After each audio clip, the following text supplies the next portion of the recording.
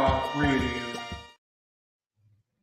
Hello, everybody. Very nice to see you again, even though I cannot technically see you, but that's not the point. The point is that we are here today for another episode of Whatnot Radio. Today, we're going to talk a little bit about politics. But listen, it's not going to be what you think it's going to be. It's simply going to be us talking and commenting or doing commentary on public videos that I'm sure everybody has seen already. Just giving our 2 cents and our point of view.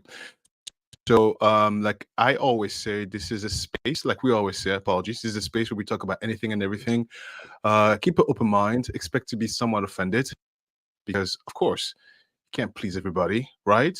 But for those who are new here, I am one of the hosts of the show, Alistair, and I'm co-hosted by... Beefy, your favorite shit-talking squirrel friend. Right, squirrel friend, right, Beefy. And... keep an open mind. All right, we're just having a conversation. Anyway,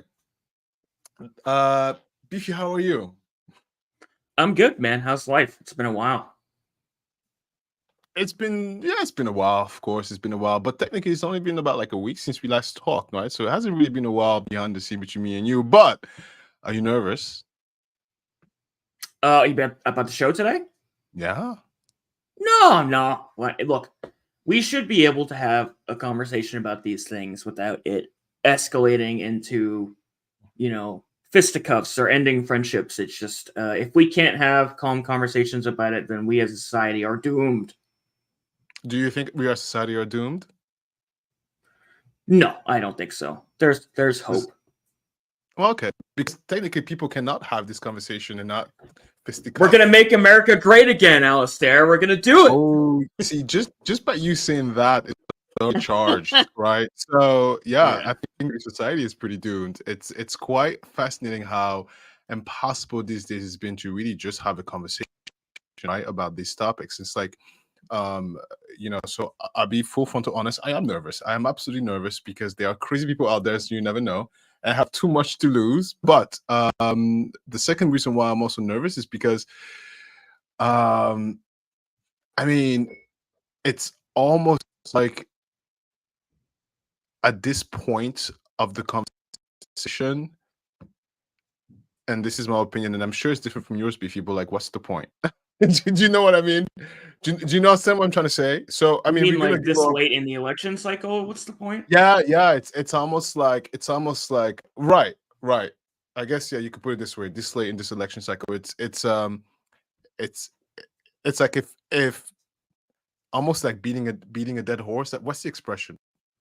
Yeah, I mean, I do think like the extremists on one side or the other, they had their mind made up kind of going into the election cycle. I think there are a lot of kind of people in the middle like myself that they might kind of feel like they know a little bit which way they're leaning, but I definitely wouldn't besmirch anybody who is a little bit apprehensive to fully jump into one side or the other, just because I feel like there's been a lot of nuance put into both the parties, like people who might have been categorically left. They're almost marked a little more conservative nowadays, and vice versa. And so I definitely don't think that it's too late to be changing your mind about anything. In fact, even some of the topics I might get into today, I might have an opinion about something and you're able to, sway me one way or the other. And I consider myself not only an independent, but still currently undecided. So. No. Okay. Well, that makes me feel good then. Look at that. Whatnot Radio, bringing hope to every family, every eyeballs that you see, right? Yep, making podcasting great again. So let me just acknowledge, right, all these puns. Let me just say hello to the ones who were here. Spooky. Yeah, so Jonesy. Spooky, Jonesy, Kim. Hi, Kim. And Kim thinks that you're me, apparently. Yeah, so your voice doesn't sound like the handsome man on the cover. That's crazy, isn't it? I don't sound like I look either. I love politics. Yeah, she thinks that your face is mine. That's what's going on there. Okay, still don't get it. Believe me, Kim, if you saw me in person, you wouldn't be calling me handsome. That's for damn sure. No, come on. Look, I think everybody is beautiful in their own particular way. Anyway, that's besides the point. People are here to talk. No, To hold on. listen. You're beautiful on like Hollywood starlet level, right? Like I'm like a Tennessee too, you know. People see me down the street and they don't Tennessee too. You're like a fucking LA 10, dude. You're doing okay. Tennessee too. Anybody from Tennessee? I don't know what to say. Wow. Tennessee too. Oh I yeah, never heard no that. shade to anybody from Tennessee. I think the expression is 10 in Tennessee is what people forget. Oh, You know, 10 in Tennessee. Oh my like they say, God. when you're in a hole, stop digging. Right. It's the foreigner in me. I'm like, what? I'm learning so many things. 10 in Tennessee. Got it. Oh Oh yeah, Lord, the Bubba's politics are saying this that issue, the politics. man. Yeah, even Spooky is putting on her her fighting Oh gloves. God, that's funny, man. Oh, she's man, like she's ready. Look at that. All right, guys, Yeah, I am ready. coming If you in take it hot. away. Take it away. All right. I mean, there's not much to take away. We're gonna take a look at both of the candidates today. I'm gonna be particularly harsh on both of them. We're gonna start with Kamala. So just because I kind of go in on Kamala a little bit doesn't necessarily mean I'm for or against her. I'm very much open to voting for Kamala, even though at this point I am kind of leaning more towards Trump. But I am very much undecided. I think it's early in the election season to really be committing to one. I mean, we've only seen just this one interview from Kamala, and so I want to hear a lot more about what she has to say. But I know, just to preface this, people might think that I'm anti-Trump or anti-Kamala. I'm going to be critical of both parties, so not swayed one way or the other necessarily. But with that, let's check out Kamala's first interview she recently did on CNN. Mr. Waltz is with her. Do you remember the lady who hosted this? I think her name is Anna. Dana something. Dana? Anna. Mm-hmm. Oh yeah, Dana White, right? Isn't that her name? Maybe not. Bash. Oh, okay. Well, you know more about that. Anyways, all right, let's check this out. Madam Vice President, Governor Walz, thank you so much for sitting down with me and bringing the bus. Bus tour is well underway here in Georgia. You have less time to make your case to voters than any candidate in modern American history. The voters are really eager to hear what your plans are. If you are elected, what would you do on day one in the White House? Well, there are a number of things. I will tell you, first and foremost, one of my highest priorities is to do what we can to support and strengthen the middle class. When I look at the aspirations, the goals, the ambitions of the American people, I think that people are ready for a new way forward, in a way that generations of Americans have been fueled by hope and by optimism. I think, sadly, in the last decade, we have had in the former president someone who has really been pushing an agenda and an environment that is about diminishing the character and the strength of who we are as Americans. All right. Right out the gate, I find it kind of weird, and you're going to see this as a common theme as we go through this, that clearly her team said to her, avoid the Trump talk. Like, that was very much the notes going into this interview, was enough about Trump. And I agree with that sentiment. Like, we've heard enough of you bashing Trump. What do they call it? Like Trump degenerate syndrome or something like that. It's like getting a little ridiculous at this point. We want to hear from you. So it's almost contradicting ideals to, this is the first question out, right? Like, it's really important that the first question in the first interview, you really land strong. And although she's going to carry this message of not giving Trump the time of day to the point where she will not even mention him, like she's trying so hard to not even mention, she's literally saying a president in the last 10 years. Like, okay, we know who you're talking about. You don't need to do that, But then she just immediately jumps right into it. Like, there was so much importance put onto her really making this strong landing and saying something right up the gate. I find it very odd to come at it from these two sides of, oh, I'm not going to talk about Trump, so I'm never going to mention his name, to it's the first question and I'm 10 seconds in and I'm already going down that fucking road. So let me ask you this question. So what did you hear her say? That she wants to support the middle class, and that she wants to do that basically because Trump. Because what? Because of Trump. Well, what Trump did over the past 10 years. That's what she said. So partially, that's what she partially said. So the question was originally, what's the first thing she's going to do when she's in the office? And she said she's going to move forward and strengthen the middle class. And then Yeah. she explained.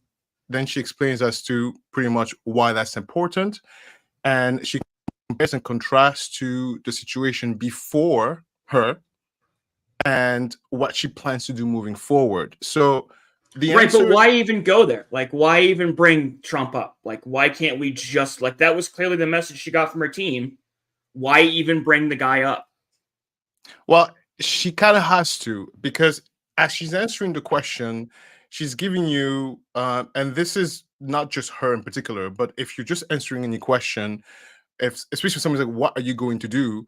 You have to say what you're going to do, and someone has to say why you're going to do it without saying why you're going to do it before the question is being asked. So the way the answer is structured, to me, when I listen to it, it's a standard response, standard answer to someone asking you what you're going to do. So if I ask you, Beefy, like, hey, what are you going to do tomorrow? Sorry, what's the first thing you do tomorrow in the morning? You'll say, I'll wake up and brush my teeth, right?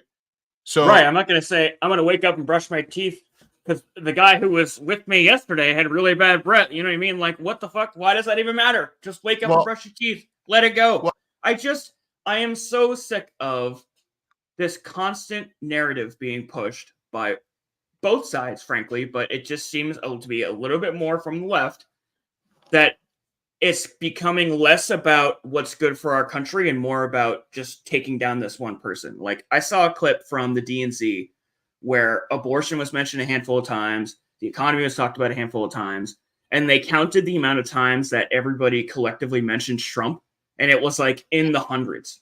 Like, get your own fucking house in order and focus a little less on what your enemy is doing. And I use that word deliberately because he is like a fucking enemy to them. I just think they need to focus a lot less on him and just worry about their own stuff. So how would you like her to answer this question?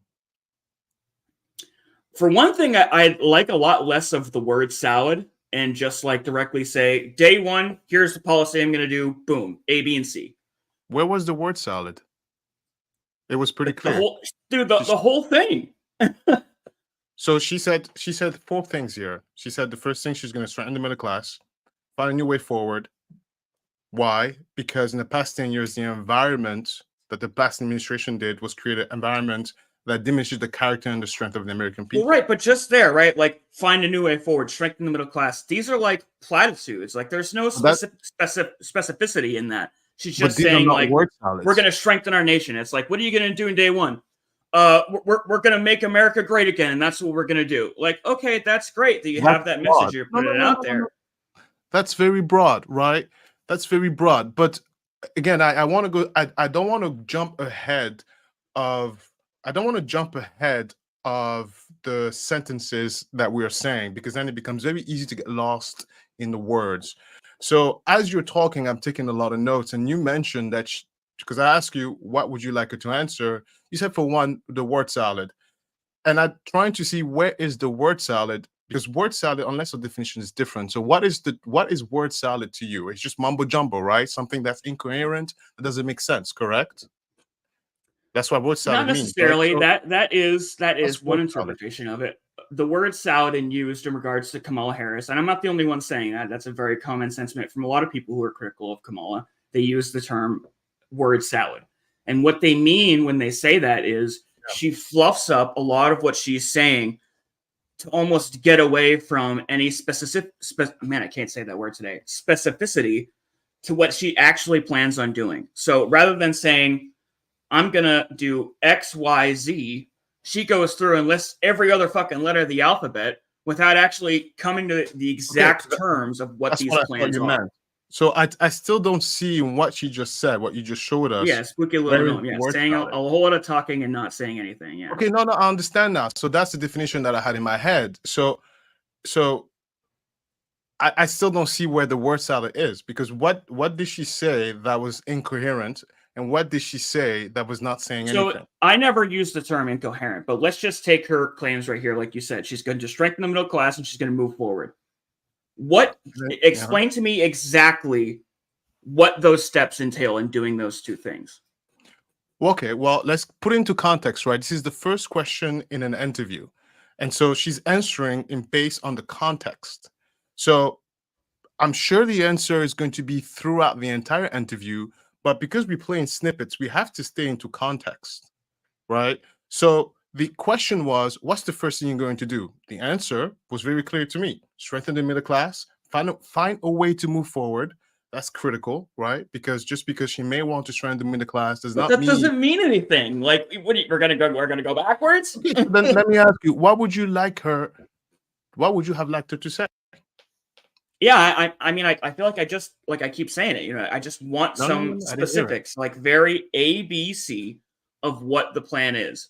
And we'll Okay, go so through this I'm whole going- interview, and she really doesn't, we'll get into it further, but they're really with a lot of, I still don't really even know what her plan is. I know she has a couple of tax breaks for people that are first-time home buyers and people that have children for the first time. And then she mentions putting a stop to price gouging. But the actual logistics involved in executing those plans, and I've done quite a bit of research, like we talked about. I'm not just looking at right-wing channels. I'm going to all outlets. I haven't been able to find a lot of anything out there. That's why I say and again, I'm not coming to this in a lens of like, oh, hate Kamala, hate Kamala. I'm being critical of her just in the same way as you'll see I am being of Trump. And it's because I want to like her. I want to support her. I want to be a full faith, good faith Democrat, but she's making it very difficult. Okay, so your issue with this first segment is that she didn't get into specifics of an answer. Well, the reason I paused it and I started to comment, we kind of went on a tangent, but the reason I paused in the beginning is throughout this interview, and I wanted to point it out here from the beginning so you guys can track it, she's going to constantly try to make moves to deflect from talking about Trump, which, as I said, is good. They need to get away from Trump, like enough of that. But it's a very contradictory position to take, to where you're trying to avoid talking about Trump so much you won't even name him, like you're saying this president we've had in the last 10 years, but you're literally leading the first question you're talking about has to be about it. Like, you couldn't get 10 seconds in without bringing up the guy. Like, the time she spent talking about Orange Man bad from 10 years, she could have talked about the specifics of the policy, how she wants to strengthen the middle class and move the country forward. I just think it's a strategical misstep. And again, it's not damning, but it's worth pointing out none the least. So let's so give her the benefit of the doubt. And all right. Yeah. Really dividing our nation. And I think people are ready to turn the page on that. So what would you do day one? Day one, it's going to be about, one, implementing my plan for what I call an opportunity economy.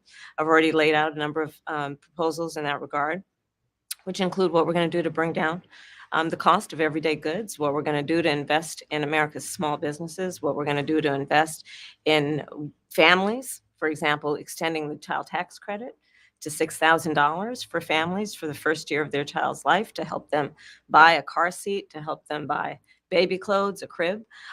There's the work that we're going to do that is about investing in the American family around affordable housing, a big issue in our country right now. So there are a number of things on day one. What about you? Well, I'm excited about this agenda too. As I said, the idea of inspiring America to what can be, and I think many of these things that the vice president's proposing are things that we share in values. And the child tax credit is one we know that reduces childhood poverty by 1/3. We did it in Minnesota to have a federal partner in this. Unbelievable, I think, in the impact that we can make. You talked about, you call it the opportunity economy. Yeah. Awesome. So did I answer your question? Because then she went into specifics. Your main concern for the first segment was specifics. He listed a few of the specifics. Does that satisfy your answer, your curiosity? Yeah, I mean, she kind of dives into it a little bit. Again, I would like to hear a little bit. How did she dodge that one? She answered directly. Where was the dodge? I didn't say she dodged it. Oh, I heard dodge. Okay, so then what did you say? Nothing, basically. I liked what she had to say. I liked what she had to say. I'd like to hear more, for sure. But Yeah, I mean, we got some actual policy there, like actual one for one plans. It's Okay. good. So, is this your first time seeing this interview? No, I've seen it before. Ah, okay. Okay, good. Well, great. I want to talk more about. I want to talk a little bit more about what you outlined, because I think it's as much as we get the wherewithal to get into the disagreements. I want to dissect a little bit some of the small stuff that you mentioned. So, opportunity economy. When you heard that, what did that make you think, feel, say, operate? What was going through your head when you heard that? Yeah, I think I don't remember offhand about whether or not she goes into it, but like, what is it exactly that even means? And I want to get into what people are saying in the comments in a moment here, but what does that term actually refer to? Opportunity economy. Yeah. Just having an environment, um having an economical environment that is conducive not just to the corporation, that's conducive to small businesses, but also conducive to the average person. Think of it as maybe unions. Think of it as better infrastructure. Think of it as everything except really the big guys, the big corporation. That's opportunity economy in a nutshell. Now, when she said the cost of everyday goods, bringing that down, what went through your mind?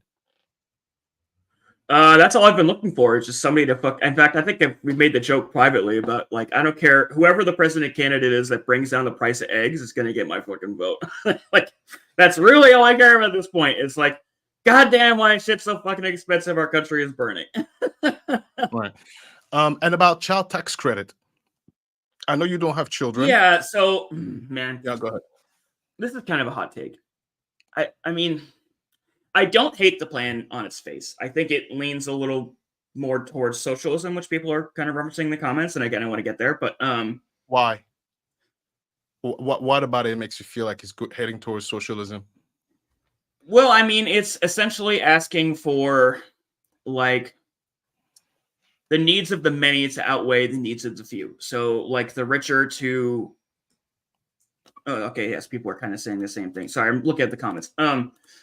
It makes me feel like we're all going to be contributing to one kitty, and people will take out of it as they kind of need. I mean, I'm kind of conflicted because anything that lowers taxes people, I am in favor of. Like the IRS, is one of the most mismanaged social entities, right up there with like our healthcare and criminal reform system. So anything to get them to change their ways is good, and the best way to speak to them is the language they fucking understand, which is money. Now that being said, I kind of feel like we as a country, and I'm not terribly informed about all this, but I think we need to dial back kind of all of our social services. Like our country kind of needs to go back to live and let live. Like people have been so dependent on like homeless shelters and food stamps and government handouts. And it's ultimately the middle class, people like us, that ends up paying for most of that. So the people that go into work every day, take care of themselves and have families, end to end, they end up picking up the tab on like a lot of our, impoverished, drug addictions, homeless. So, what's a good motivator for these people? Fucking being hungry, like sleeping out in the cold. Like, how about dial back some of the fucking food stamps and all that shit to make them motivated to change their fucking life? Our country was like founded on capitalism. And frankly, we have just, again, this is my personal opinion. I feel like we have way too many ways for people to just make life really fucking easy. Like, why is somebody else's needs my responsibility? I feel like never in society have we collectively coddled the weak and downtrodden, which ironically is keeping them weak and downtrodden, more than we have in today. Like you think back to World War II era or Great Depression, they weren't fucking handing out debit cards for people to go buy gummy bears and pizza. And that, like, let's be real, that's what most of the people who get food stamps, that's what they're buying. Like free cell phones, fucking socks. Like I make good money and my fucking socks have holes in them, dude. I remember I went to get treatment at one point, and the health insurance that I had, by being, upper middle class, was covering less than the people who had like the government issued free healthcare from someone that didn't work. That's fucking insane. So have you looked into who is primarily promoting this kind of policies? What policies about social care? You mean? Everything you just mentioned right now. So So I'm just going to from what mention I a few. understand, and again, I have a very limited understanding of it. Mhm. Kamala's plans, where she's what is it again? Opportunity economy Mhm. is more in favor of what those plans support. So it's taking care of people that need it, giving money to first-time childcare. You know, people that are having babies for the first time, people that are getting homes for the first time. Like it's kind of just handing out stuff to people that didn't necessarily earn it. And again, I'm not 100% against You that. said Like homeless people for the that first need time. it. Hold on one second. I just heard you say homeless for the first time. No, homeowners for the first time. Homeowners It's like for a the first time. Okay. $25,000 tax credit. People that are buying homes for the first time, right? Mm-hmm. Mm-hmm. Yeah. I didn't And for continue. you, oh, that was it. I do want to dive into the comments on this. If it's something you want to say. Okay. Wow. Okay. I guess I'll start from the bottom. John Bubba says, pretty much too many people see welfare and food stamps as a lifestyle choice. Why should I work when I get 25? That's honestly like, it's an exaggerated joke, but it's not that far off. Kim's saying yes. Eggs, gas, and everything else in the grocery store. $10 ago, the same. Yeah, no, I literally looked up in my Walmart app like how much a thing of groceries costed me even like 2-3 years ago, and I was getting so much more groceries. I think I bought like the same thing because I'm like a creature of habit, and the exact amount, same amount of groceries that costed me like $75 back in like I want to say like 2020 or 2021, like even during peak pandemic years, that same grocery list is costing me like 120 now, which is crazy. Okay. So I want to touch really quick about that. So about the grocery prices, it's and we talked about that beefy that there is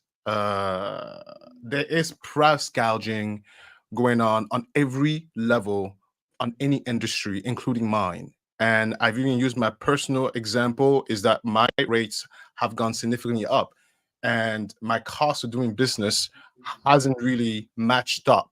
And so why would I reduce my prices just because you were struggling, so to speak? And so this idea that the grocery stores, the pricing and the prices of the grocery store are high, it's not because of anything that particularly merit them to be high. It is 99% the reason is because they want to keep them high. And so that anger and that dissatisfaction is ill-targeted. It's not a presidential administration who does that. Let me tell you why. Because we are in a free market. A government cannot dictate and tell me what to price my products as. No, the market dictates that. So one of the things that Kamala mentions is that she wants to put a regulatory system to prevent corporate price gouging, which I am in total favor. Again, I use my personal example. Me sitting here right now, I am not bringing my prices down. Absolutely not, because I am not responsible for I'm not responsible for the citizen. However, I do agree and I do think it's the government's job to make sure everybody somewhat has an equal footing in terms of not being predate on. Another thing also is that the Great Depression, unemployment didn't exist before the Great Depression. It took the Great Depression, and I'm not even American, but it took the Great Depression to have unemployment benefits to kick in. I don't know how many of us here have used unemployment benefits. I haven't, but I'm sure we all have. And you could thank government services for that. And so, yes, the systems is not perfect. Of course, there's going to be people that are going to take advantage of the system. Going to an idea to think that we're going to find a solution that will fit everybody at all times 24/7, it's just not reasonable. There's always going to be loopholes. There's always going to be a portion of the population that's going to take advantage of the systems. That's just the nature of the game. However, we cannot use a small percentage to dictate how, as a society, we should be moving forward. Again, I'm going to bring you back to a simple concept is that if my neighbor does well, I do well. If our community does well, then I also do well. I'm a firm believer of that. And to prove my point one more time about that is the whole concept of Reaganomics. If I give you $1 million, what's the first thing you're going to do? If you tell me you're going to go ahead and give every single penny of it to the church, you're a liar. If you tell me you take that $1 million and give it to your neighbor, you're lying. Maybe not to me, maybe not to your spouse, but you're lying to yourself. If I give you $1 million, if you get $1 million of tax break, you're not going to give that to your employees. This has been debunked, and I can speak for personal experience. I am in that space. That just doesn't happen. Matter of fact, I'll tell you, one of the industry I'm in is landlording, and there is a huge amount of effort put into place in the industry I'm in to try to control and stifle tenant rights. I'm going to say that very broadly, right? Because then I don't want to get too much into it. And for the simple reason is that, we don't want to pay. They don't want to pay. Now, I think as a business and as an individual, it's not your responsibility to really take care of the citizen. But as a government, it is absolutely responsibility to make sure that one person does not take advantage of the other person. In terms also the health insurance, right? Obamacare, which was put together by President Obama, was heavily fought upon. Thanks to Obamacare, over millions of people have coverage. And that's because of what? Because of the idea of a collective. Now, Socialism? No. Well, teasing you. What's the definition of socialism? Because I think maybe we have a different definition of what socialism. And I know Kim Nix will say, what's the definition of socialism? Because if socialism, no, you guys tell me what the definition of socialism is. Oh yeah, and by the way, Boba, unemployment is a pain in the ass. Absolutely. And Kim Nix, Obamacare sucks. You have to give example. Why does it suck?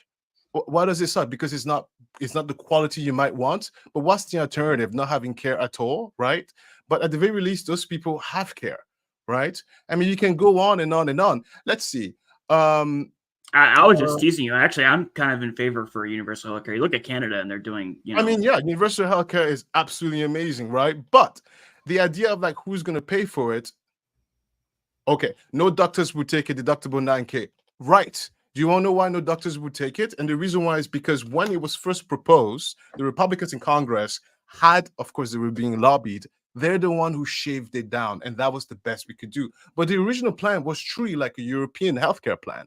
So really, if you want to be mad as to why Obamacare sucks the way you describe it, it's not the Democrats, it's the Republicans who killed it, right? Well, one of the biggest issues is that we kind of keep going back and forth. Like we had this thing come in with Obama, and then Trump came in and kind of ended all that. Like whether we're going to commit to one or the other, we just need to fucking commit, because Obamacare could have been a good thing if we had stuck with it. But this constant, starting and stopping, and then we get 4 years of progress, and then 4 years of different progress. You're absolutely correct. That is actually one of the big issues right now. Christopher is a healthcare actuary. I have access to certain numbers that most people don't, and we talk. And I'm also in the healthcare industry on the other side. And some of the stuff it comes out in our conversation is, Alistair, is completely outrageous how every administration so far, it's like we have to completely rechange the plan. It's so chaotic in behind the scenes. We just need to stick with it for X amount of time, because every time that this back and forth happens, it affects the numbers. But again, there's a powerful people behind this stuff. There's heavy lobbying behind this stuff. And at the end of the day, if you don't have health, you don't have anything. The strength of a nation is in the quality of its population, right? So not wanting healthcare for all, then it's you don't value really your neighbor being healthy, right? And that goes in the full spectrum of it, right? It doesn't have to be like, oh, I don't want to hurt my thumb. It could be just healthy mentally. There's so many benefits, right? Yeah. One last thing that I want to point out, and then I do want to get going on this. Yeah. We're never going to get through this. It's going to be very long, right? So you know what? It can wait. Go ahead and press play. Okay. are well aware that right now many Americans are struggling. There's a Yeah. crisis of Yeah. affordability. Yeah. One of your campaign themes is we're not going back. But I wonder what you say to voters who do want to go back when it comes to the economy specifically, because their groceries were less expensive, housing was more affordable when Donald Trump was president. Well, let's start with the fact that when Joe Biden and I came in office, during the height of a pandemic, we saw over 10 million jobs were lost. People, I mean, literally, we were all tracking the numbers. Hundreds of people a day were dying because of COVID. The economy had crashed. In large part, all of that because of mismanagement by Donald Trump of that crisis. Yeah. When we came in, our highest priority was to do what we could to rescue America. And today, we know that we have inflation at under 3%. A lot of our policies have led to the reality that America recovered faster than any wealthy nation around the world. But you are right. Prices, in particular for groceries, are still too high. The American people know it, I know it, which is why my agenda includes what we need to do to bring down the price of groceries. For example, dealing with an issue like price gouging, what we need to do to extend the child tax credit to help young families be able to take care of their children in their most formative years, what we need to do to bring down the cost of housing. My proposal includes what would be a tax credit of $25,000 for first-time home buyers, so they can just have enough to put a down payment on a home, which is part of the American dream and their aspiration, but do it in a way that allows them to actually get on the path to achieving that goal and that dream. So you have All right. I don't hate this, surprisingly. Right out the gate, the $25,000 tax credit's fucking great. Like, that's been one of the biggest problems in our country is that people can't buy homes. Nobody wants to buy homes. They're too expensive. Yep. So this Same. is what I think to be one step in what would ideally be a multi-step thing. Yep. But it's great. And honestly, probably against what you're thinking, I don't really hate her answer about Donald Trump all that much. Like, you know, and props to the interview, by the way.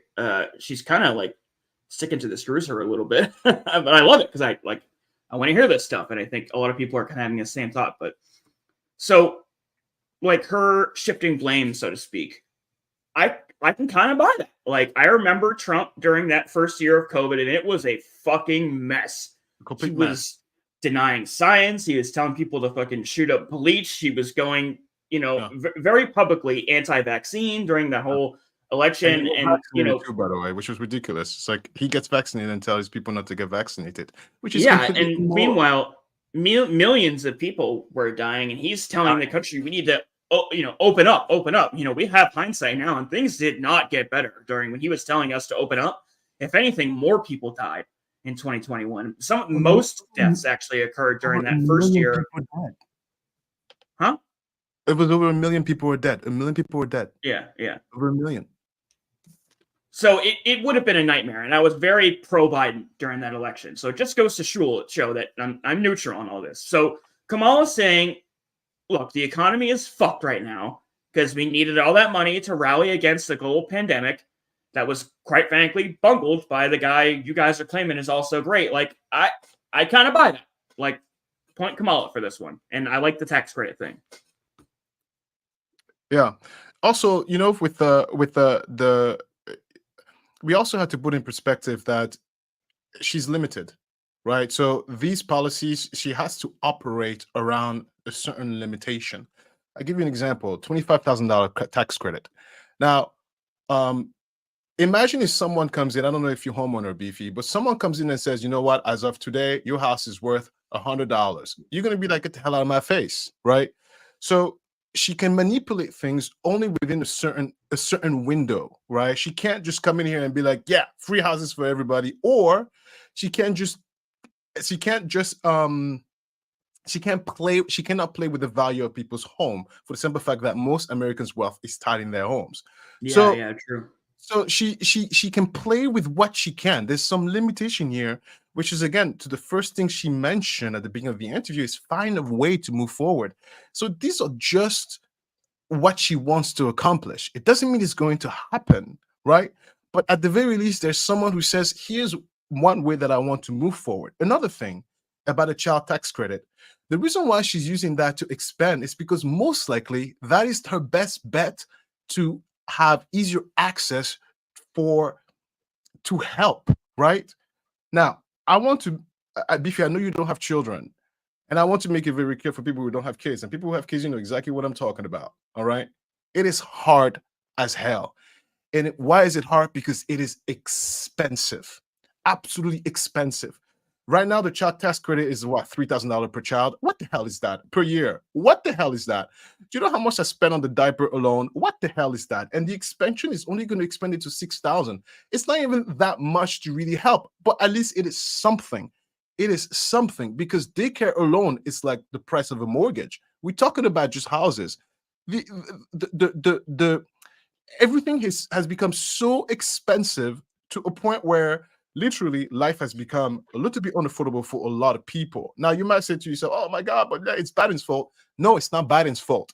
And the reason why things are so expensive, again, it's because of there is real corporate price gouging. Now, everybody has their opinion on this one. I can only speak really from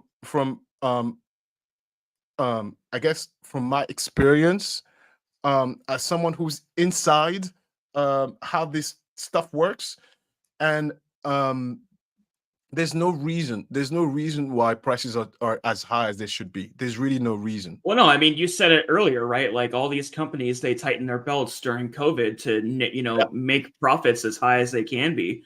And we came out of it, and it's like, why am I going to hire all these people back? And, why am I going to go back to doing things the way I was when I've already figured out I can tighten my belt and still make a healthy profit? Like, why would we stop making money? During the pandemic, I was made unemployed for the simple reason that the lockdown were a little bit too long. Now, look, it's not perfect. It's not perfect, right? And I don't want to say too much here because I might get in trouble depending on who's watching. But Biffy, maybe I may have told you this, but there's a particular company that I know very well who made a lot of money during the pandemic. They've made over $12 billion a year that year in profit. The average, their normal profit is like $2 billion. You know what they did the following year? Instead of being like, oh guys, first of all, they sent a massive email to everybody saying, congratulations, we made the most money this year. And pizza party on Friday. and then they fired they let go of everybody who was front desk because they didn't need the real estate footprint. They didn't give any raises at all. Nobody got a raise that year. Nobody got a raise. Typical. And this is with a $12 billion in profit. Yeah. Right. So this price gouging thing, it's to the average person, it's like, yeah. What are you talking about? But it is not only a real thing, it's very sickening. And these people sit around and they actually give each other tips on how you can get more money and screw your worker. And everybody thinks it's Biden's fault, which it's so comical because it's like, no, it's not. Anyway. I want to go through some of the comments here because people are getting really worked up. Let's see here. Another thing that drives store prices up this is actually a really good point. For every one stolen item, stores to cover tend to sell it. And theft has become a massive problem. One of the biggest issues in New York right now is all these small bodegas are having to increase their prices to like craziness. I went to go buy tinfoil from a gas station the other day. $13. You heard that right. $13 for a roll of fucking tinfoil. I literally bought the register and I was like, are you fucking kidding me with this? $13? This is like $1 at the, let's see, it used to be $1 at the grocery store, but 13? And in New York, one of the main issues they're having, and again, I don't know about all across the country, I saw this on the news, they make anything under $200 like not even an arrestable offense. You get like a ticket nowadays. So what's the motivation for all these people to stop fucking stealing if they're not even going to go to jail for it? Like, they probably already have warrants. They're going to get a ticket in the mail and be like, rip that up. Okay, I don't fucking care. I'm not going anyways. So there's no motivation for them to stop. It's just as long as we keep it all under 200 or whatever I don't remember the exact limit of it was, but as long as we keep all of our stolen goods underneath that amount, there's really no incentive to stop stealing, and it's just going to get worse and worse and worse. I agree. I Jim think Nix it is saying, oh, sorry. No, I No, agree with you 100%. I think we're too lax on crime. I think we need to be it's getting a little bit out of control, and I don't know why there is not a tougher stance on situations like that. Now, I can't speculate. This is an area that of course I can read about. I don't have first-hand experience into that, but no, I do agree. I think um it's a problem. We have a problem. Absolutely. Mhm. yeah, and even the criminal reform system is totally broken. People go into prison and they become better fucking criminals. What they really should be doing is lighten up on Yep. some of the non-violent offenses like white collar crime and all that, and really hammer down on like sexual assaults, theft, violent crimes. Those people should be getting like a lot. I want to say like heavier sentences, but even that whole system fucking sucks. So who knows what the right answer? That's why I'm not Yeah. in politics. Yeah. It's bad. It's bad. This Bubba's saying when we're talking about universal healthcare, it is a pain in the ass. Look at the VA system as an example for got-run hospitals. Now Canada and the UK has money to spend. In free healthcare because USA, I'm not sure exactly what he's saying there. Yeah. Um, Boba is true. It's very true, and that's it's because there's no political will. That's why they could easily make universal healthcare work, but if to do that, you have the infrastructure of insurances. we have would to collapse. commit one way or another, whether we're going to focus on private healthcare or universal healthcare. Just we need to pick a side and stick to it for like the next 30 years. Yeah. 2008, Obama caused 4 million homes to foreclose. That wasn't necessarily all on Obama, but that I know just talking about the housing crisis 2008. God would not vote for. Okay, I'm not gonna. Wrong. Most of these COVID deaths were not related to Rona. Hospitals claimed a car crash and shooting death as Rona because hospitals got huge government bonuses. That's interesting theory. I've never heard that before. So he's partially right. Partially like very, very small. So at the very beginning, it was very chaotic, extremely chaotic, and one of the reasons why a lot of the insurance company made a lot of money is because at some point nobody really went to the hospital. The only thing that people went to hospital for was for coronavirus, right?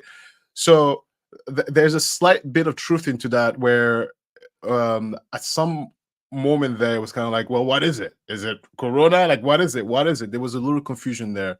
As far as the rest of the statement, I don't quite understand what you're trying to say, but you're right. At the very beginning, it was complete chaos, and people just stayed home, and most deaths were. Did I even understand that statement correctly, or am I talking out of my butt? Yeah, it doesn't sound like it. Anyways, I focus on kindness.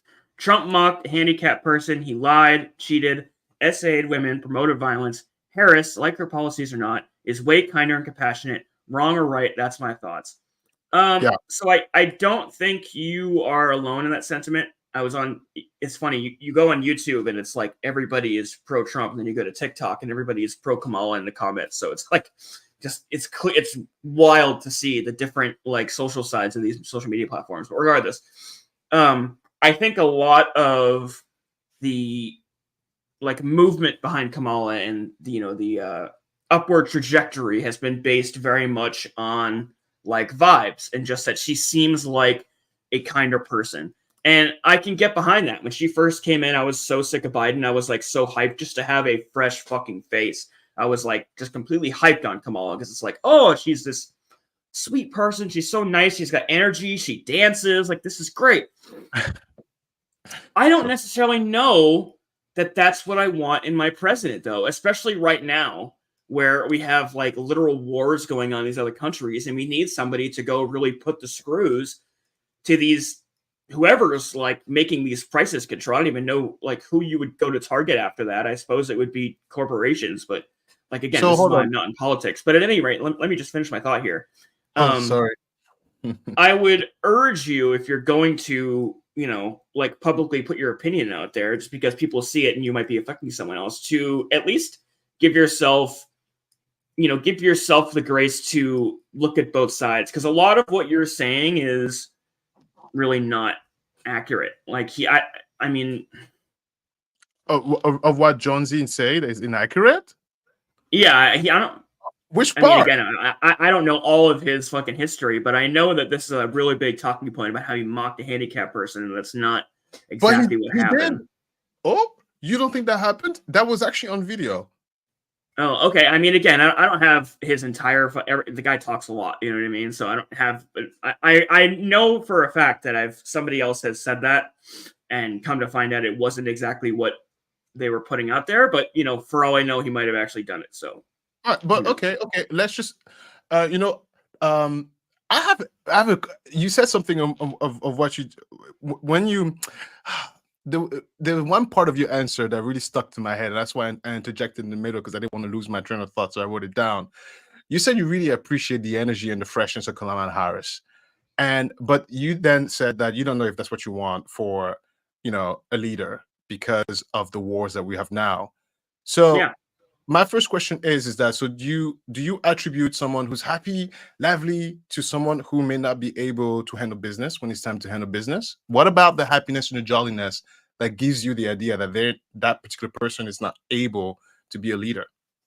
I definitely am not saying that I don't believe that person couldn't do those things. I think perhaps other countries like Putin or Kim Jong-un or whatever, they might see these things and think that we're weak, and it projects a certain amount of energy that, we're in a position now to be taken advantage of. I've heard a lot of people say that, if Trump was still in the White House these past 4 years, that the Israel-Hamas or Ukraine-Russia thing would have never happened. And I don't know. It's a good thought because there wasn't a lot of international conflict going on when Trump was in office. That's all I'll say. Okay. And you also mentioned, oh, right. So in the same breath, right? So Spooky then Gnome 7, bro. He really did do that shit. Okay. I trust Spooky, so all right, I'll take her at the word. Let me follow up. Oh, wait, no, wait a minute. Bob was saying the opposite. Trump didn't mock a handicapped person. If it's the same incident Jonesy is talking about, I think he was using the dirt voice about one. Yeah, so that's what I thought too. Yeah, he was like using a voice about somebody claiming they were like mentally handicapped, and then come to find out it wasn't actually that. He just was saying and it's a different incident. No, he actually pointed out the person that was right. handicapped, and then he mimicked him. Huh. Whatever. Yeah, but anyway, so no, one last question about what you answered. I wanted to not a nice guy. I know that for a fact. Trump isn't a nice guy. Right. So then there's no doubt that he was convicted of sexual assault. Matter of fact, the judge said it was brutal, RAPE. So is that what you would want for a leader? Is that right? What?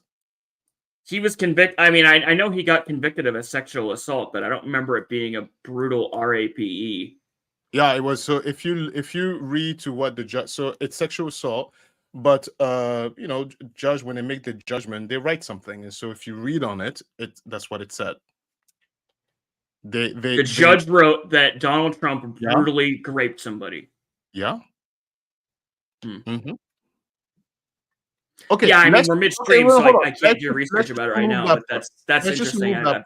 Let's just remove that part. Let's just stick with the whole sexual assaults. Convicted of sexually assaulting someone, not only doing that, but convicted about lying about that person, saying that after he was convicted, so like a libel and like defamation. Does that at all affect your perception? I would answer that. I ask you that because I was sick. I forgot to ask you that because I don't want to dive too much into what we were talking, but I was thinking, I was like, wait a minute, what about this part, right? Does that not all matter? Does that not factor into what the perception you were describing to me? Don't go into details if you don't want to, because I don't want to go into details into our conversation because it was private. But first of all, did you know? No, I'll answer. So first, to answer your question, I'd have to answer it into two parts.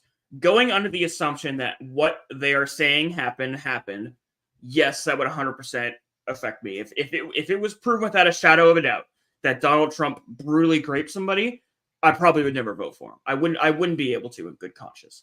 However, do I think there's a world where a lot of people who really don't like this guy were able to get to the right people to convict him. And there's a lot of evidence to suggest that that's true. Whether or not it is or not, I can't say one way or the other. But I can say there are enough people out there that hate Trump so much that they will drag him into court and charge him for things that weren't necessarily accurate or what they were saying it all to be.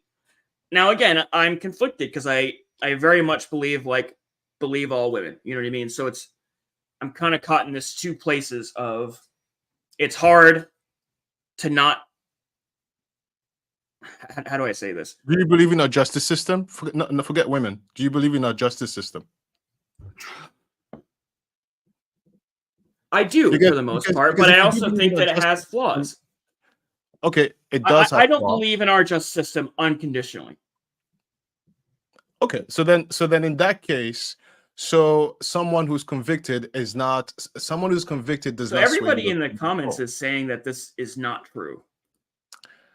All right. So then I'm assuming the people in the comments who don't think he was convicted of sexual assault also don't think he was convicted of fraud. Do they think he was? Do they think that he filed for bankruptcies as well?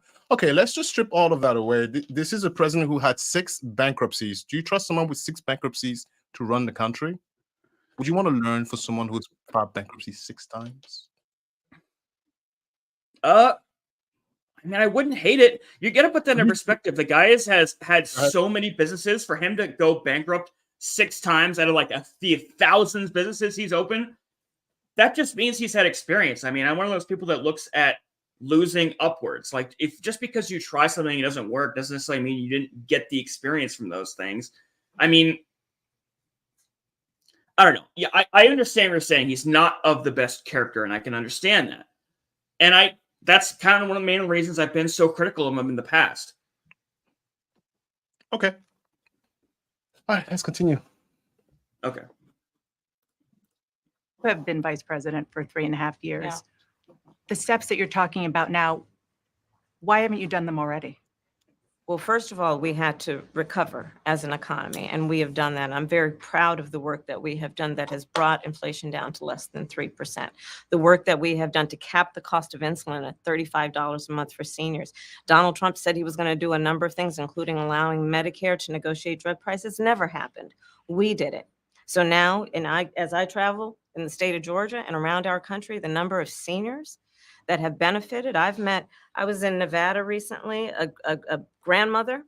Okay, so I don't want to keep pausing. I'm just going to really quick. Just remember that point she said about how she has done all this work to help Medicaid and, the insulin and all that, because it's going to come up. It's going to become relevant in a point I want to make it later. Insulin, yeah. Mm-hmm. Who showed me her receipts.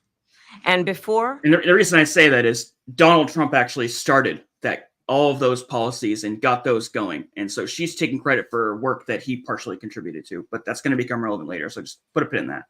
we Okay. capped the cost of insulin for seniors at $35 a month. She was paying hundreds of dollars, up to thousands of dollars a month for her insulin. She's not doing that So any you longer. maintain Bidenomics is a success. I maintain that Whoa, when be we nice in do the work of comments, bringing guys. down Take it easy. prescription medication for the American people, including capping the cost of the annual cost of prescription medication for seniors at $2,000. When we do what we did in the first year of being in office to extend the child tax credit so that we cut child poverty in America by over 50%, when we do what we have done to invest in the American people and bringing manufacturing back to the United States so that we created over 800,000 new manufacturing jobs, bringing business back to America. What we have done to improve the supply chain so we're not relying on foreign governments to supply American families with their basic needs, I'll say that that's good work. There's more to do, but that's good work. I want to get some clarity on where you stand on some key policy issues. Energy is a big one. When you were in Congress, you supported the Green New Deal. And in 2019, you said, quote, "There is no question I'm in favor of banning fracking." Fracking, as you know, is a pretty big issue, particularly in your must-win state of Pennsylvania. Sure. Do you still want to ban fracking? No, and I made that clear on the debate stage in 2020, that I would not ban fracking. As vice president, I did not ban fracking. As president, I will not ban fracking. That's a flat out lie. She 1,000% said that she was in favor of banning fracking. Okay.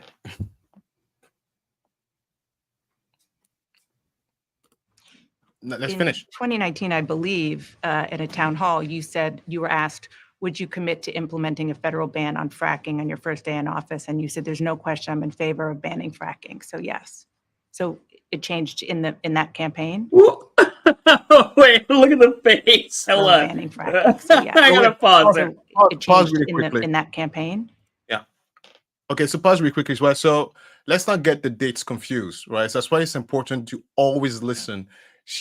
Dana said in 2019 she made a statement. Kamala said in 2020. Oh God, that's But worse. Oh come Why is it on, you can't be serious. how is dude. it worse? How is it worse? So her slipping in. So it's like starting December 31st of 2019. I have said that. It's like, what? You're trying to slip something under the rug, and like that was my whole point in this that I was going to get into before we pause. It's like you changed positions. Why do you think the So dates what? don't matter? Like, I don't no, hold understand on, how. let- Wait, let- hold on. What is the chronological order of things irrelevant? It's absolutely irrelevant. Oh yeah, I'm not disagreeing with you that it's relevant, but her to try and slip that in as if she's answering the question, like my position from She didn't 2020 to slip anything. I'm the one- 2024. She didn't say that. I'm the one who's saying it. She didn't say it. I just said. Well, you're quoting her. I didn't say that. I said that what Dana is saying is her statement is 2019.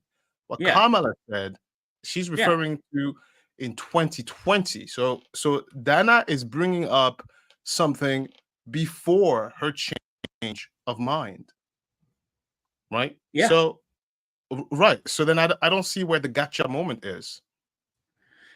The gotcha moment is she's trying to answer the question. She's trying to have her cake and eat it too. She's trying to slip in the from 2020 to 2024. Like just now, like you said, I didn't even notice that she did that. I thought she was just answering the question. She's sneakily trying to slide in the 2020 from 2024. I have never said that, hoping that it would just stop there and people go like, "Oh, I guess that's nothing burger." That's When not what come she to find said. out, If you stop, stop. That's not what she said. That's absolutely not what she said. That's not what she said. The question was, do you still believe in banning fracking? She said no. And she used the supporting argument, which is, I've said that in 2020. So that's a supporting argument to what she's saying of an answer being no.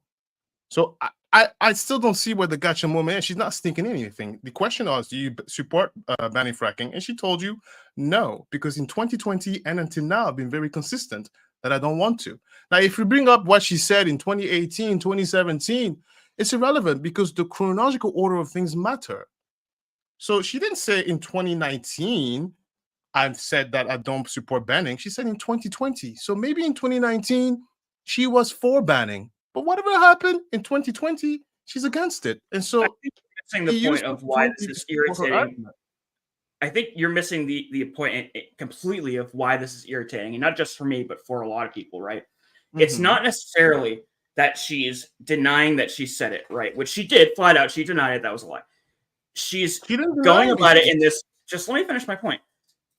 She's going about it in this roundabout way. Yeah, see, her values are not changing because Dana will actually go back and circle back and make her answer this, even though she's trying to, slide under it and avoid the question. In a second here, Dana will full stop and make her answer. Why is it that you're changing his positions? There is nothing wrong with her just standing up there in front of all of us and saying, I changed my positions. I worked for Biden for 4 years. I've learned a lot. I'm changing. But instead, her first go around, she tries to slip in this from 2020 to 2024 as if what she said in 2019 just completely irrelevant then, but whatever. Her second go around when she gets directly confronted is, well, my values haven't changed. Just fucking admit that you changed fucking policy. Who cares? She did. Why is that an issue? Why is it so hard to just... No, she didn't. Yes, she did. What? She absolutely What?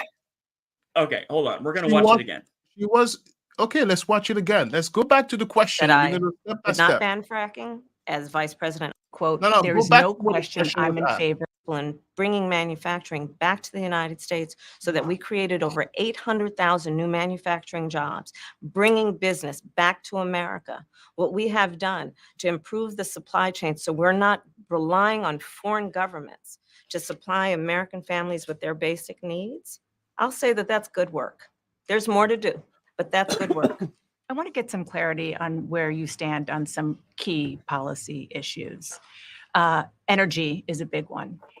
When you were in Congress, you supported the Green New Deal.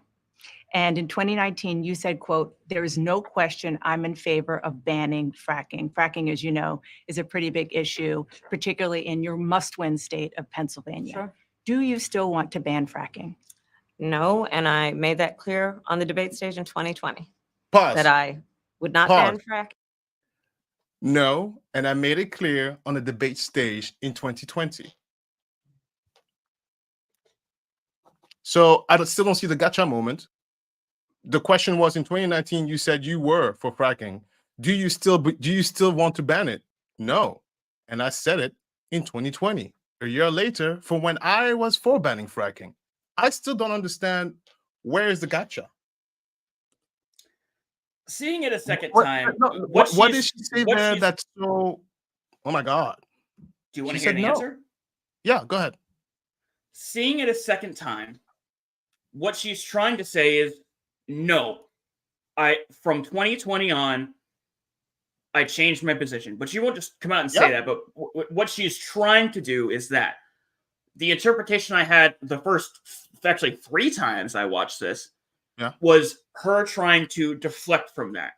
So now that I'm seeing it through the lens of how you explained it, her answer makes a lot more sense. But from somebody who's just objectively watching this saying, why did you change positions? It comes across as if she's trying to skate away from the issue.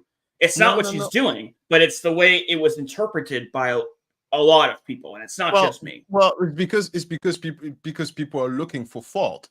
If you just listen to the question and the answer, it's clear as day. Do you believe that the sky is blue? Yes, I do. I mean, there's no in between. It's a simple question answer. And so I don't see how you can look at it any other way. I mean, when you give someone an answer, you have to somewhat kind of give a little bit of why, right? Like it's not a multiple choice questionnaire. Yes, no, together, yesterday, right? So. Oh, sorry to interrupt you. Stevie had popped in. I just wanted to say hello. Sorry. Hi. So she just said, no, I don't support it from 2020 on. Maybe in 2019 she did. The issue is, right, and it's not necessarily that people are looking for, but how did you word it, contradictions or whatever? Yeah, because I don't see how we don't hear the same thing. Like how is it? How is it that? Okay, go ahead. Because it's constantly coming through this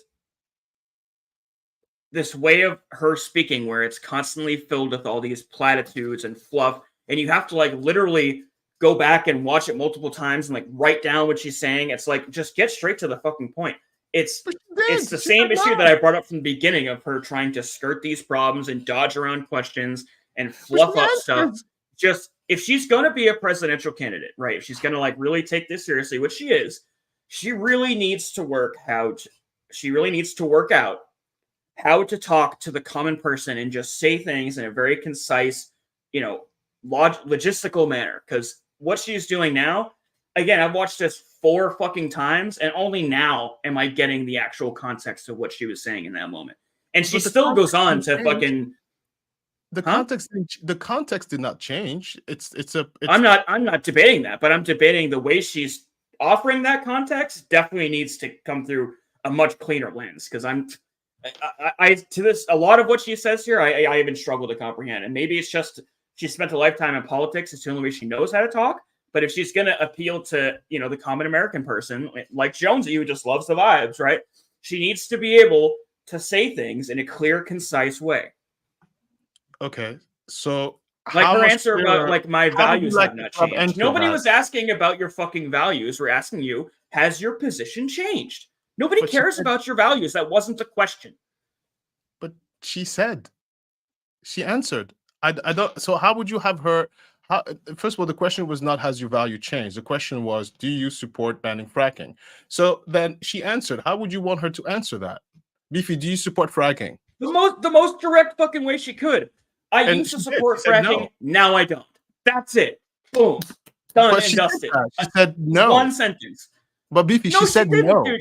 We're literally watching a fucking 5-minute clip of her long ass explanation about how in 2020 she didn't, and in 2019 she did, and then her values haven't changed. And although she might support fracking on Tuesday, today's Thursday, and Thursday she has macaroni salad. Like, what the fuck?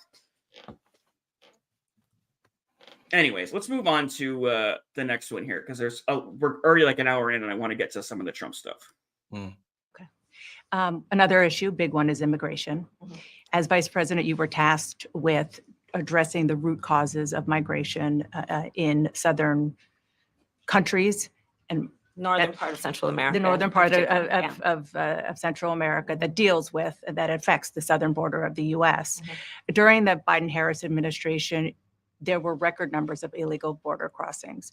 Why did the Biden-Harris administration wait 3.5 years to implement sweeping asylum restrictions?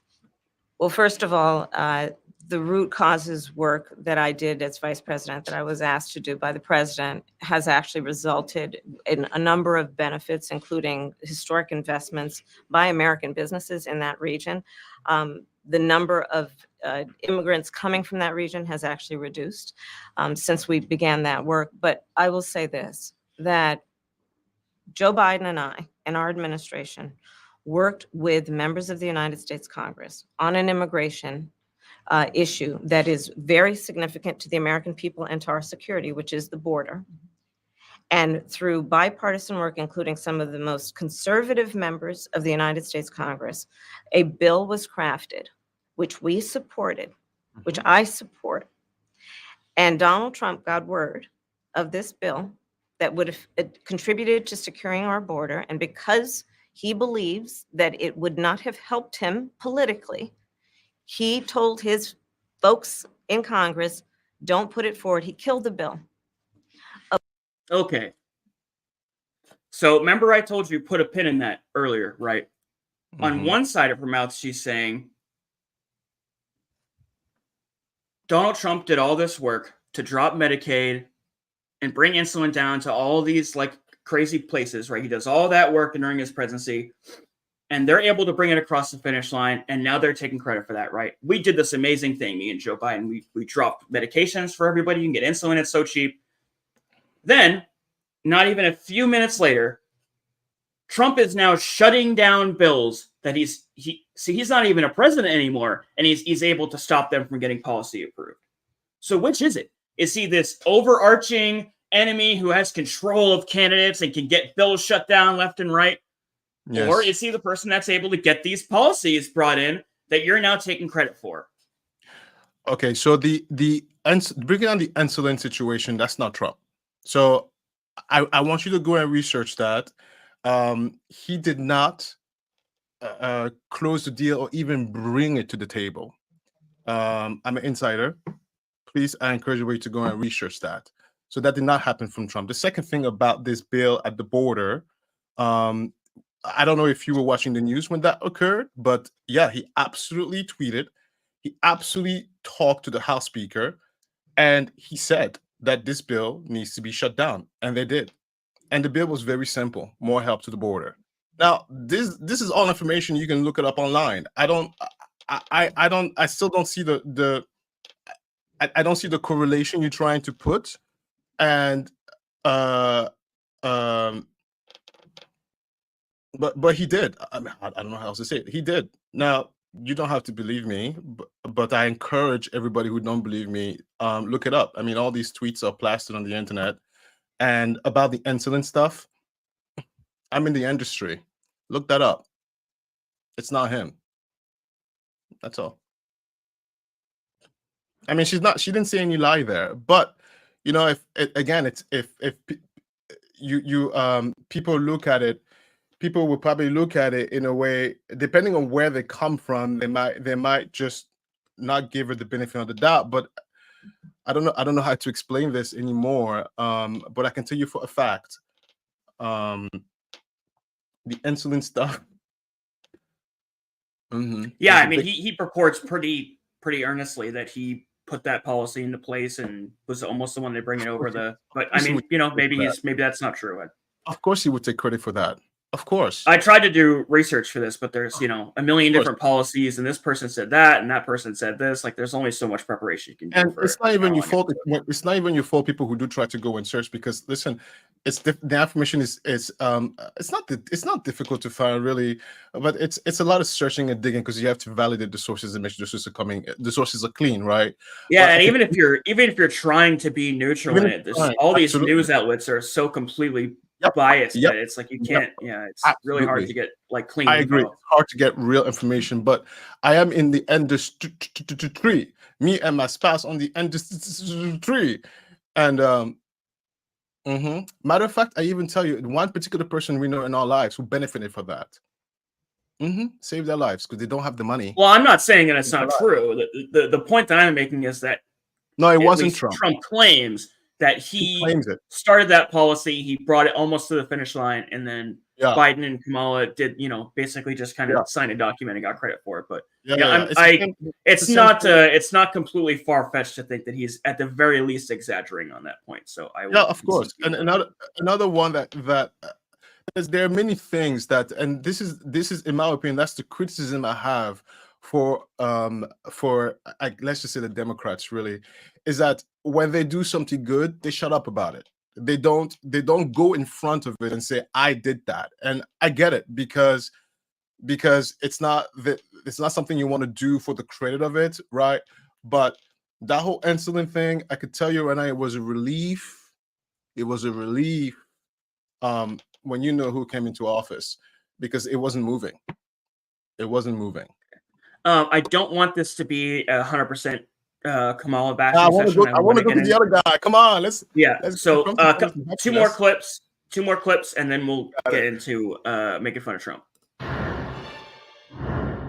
I want to ask you about your opponent, Donald Trump. Okay. I was a little bit surprised. People might be surprised to hear that you have never interacted with him, met him face to face. Mhm. That's going to change soon. But what I want to ask you about is what he said last month. He suggested that you happened to turn Black recently for political purposes, Mhm. questioning a core part of your identity. Yeah. Any? Same old tired playbook. Next question, please. That's it? That's it. Okay. Ooh, massive L. Let me just get my 2 cents here, and I'll let you speak as long as you want. First of all, him saying that is gross. Like, just flat out, it's just a gross thing to say. It's nasty. That's kind of his MO, so I'm not surprised by it. However, her just dodging the question, that's a massive L. You can't do that as a presidential candidate. I get that her team is likely telling her to avoid talking about Trump. Like I said, it's very much the theme throughout this is that we're not going to talk about the big T man. And I don't know how much about this point, it's bordering on gossip. It's kind of cringe to even like have to dive into the, the logistics of whether or not she's, it's stupid. But even so, it's still a fucked up accusation to make, whether it's true or not. You can't just like let that go unchallenged. Now it's making me think that like maybe there is a grain of truth, and it's not a smart move. She's ducking questions. When she's not directly just pushing the subject away, she's throwing her word salad around to confuse all of us. It's not a smart move. Point Trump there. Massive L. What do you got? I mean, it's so there is you know what, I'm not even going to go there because it's not really relevant. So let me ask you this. So I mean, for me, the fact that he pointed out her Blackness is my bar of standard is pretty low for Donald Trump. So I wasn't surprised and I was shocked. I wasn't even offended. I didn't expect anything less. Yeah, that's his MO. He does that. Right, that's his MO. But I want to flip this question back to you, is that because you found that gross and disgusting, is that still someone that you want to lead you to victory? Oh man, it's a good question. Yeah, of course it's good questions, right? Because you mentioned, you said a few nuggets here about how this is immoral, this is wrong, this is terrible. And I took notes of it. And so I'm going to keep asking these questions back to you, because because it's like, all right, if it's because so far the only negative thing you have about her is that she's too happy, and then world leaders might look at it as a weakness. She flip-flopped a little bit about she Well, she's flip-flopped flip-flopped about about a lot of policies, and also, yeah, she just cannot speak to the common Right. American person. She speaks in Sure. political jargon no problem, right? to the With point where nobody word- knows her word fucking salad. policies. Right, the word salad and all that stuff, right? So these are the main concern you have for her, but at the same time, for Trump, you mentioned disgusting, immoral, but yet Sorry, one sec. Hi, Ashley. How are you? Good to see you. Thank you for coming. yeah, Sorry.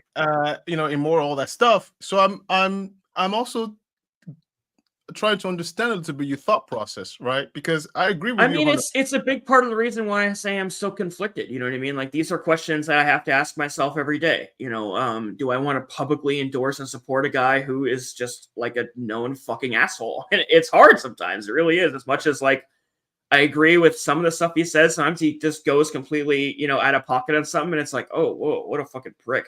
Why'd you give him such a I- pass? What? I'm not. Because I'm not noticed giving him a pass. people I'm saying he's an asshole. minimizes a lot of his shortcomings, and I think it's because we don't expect much from him, right? So it's Yeah. almost like that's why our standard is lower, because it's we expect less. So in other Like, words, he it's can say the almost sky is green at this point. It's just like, yep, he's on his bullshit. right, and I think there's something to say when someone is when you don't expect the fuck up to do anything right, then you kind of just dismiss or you overlook a lot of their fuck ups because you just expect it. And there's something to be said to when you're overcritical about someone who you hope and you're like, come on, someone who is more of a higher echelon, so to speak, right? And so they fall harder to people's mind because you expect higher things from them. And I'm always curious, how come I won't for a second even try Yeah. to debate you that Kamala is a much better person. Like, if there is a person I would want at my kid's softball game, to be my godmother, you know what I mean, to have a beer with at an airport, it's Kamala. But Yeah. in today's particularly climate, where, like I said, a lot of countries are at war, somebody needs to go through and renegotiate like everything down to fucking how much eggs cost. I am not 100% against the idea of that greasy fucking salesman lawyer who knows how to speak that language and knows how to get down it. Because let's just face it, dude. Let's call it what it is. Politicians are some of the nastiest, grossest, underhanded business people out there. And Trump is fucking best in breed. And you can't tell me that's not true. Trump is absolutely gross. Absolutely. Yeah. I mean, He knows how to play that game, is my Someone. point. I don't know. Kamala that doesn't even know alone- how to speak it.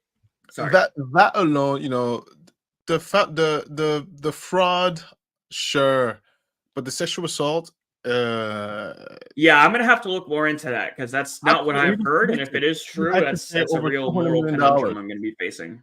yeah. And now some people say, oh, it was fake charges, it was fake that. Then at that moment, then if Yeah, you don't Spooky trust, Gnome, she brings up a good point. At least you know what you're getting. He's not sugary and shit. You're expecting the asshole, and that's what you get every time. Yeah. And if I'm going to send somebody to go negotiate with Putin, I want the fucking asshole. Quite frankly. then you know what? Also, don't forget, when you get a president, you get an administration. So Kamala Harris is not going to go and talk to Putin. That's a good point. But at the end of the day, though, right? It's I think it all comes down to what you want personally, and I think that's why politics is a personal affair. Very few people really vote for the betterment of everybody. People vote really with their pockets, and they vote with the future of their pockets, right?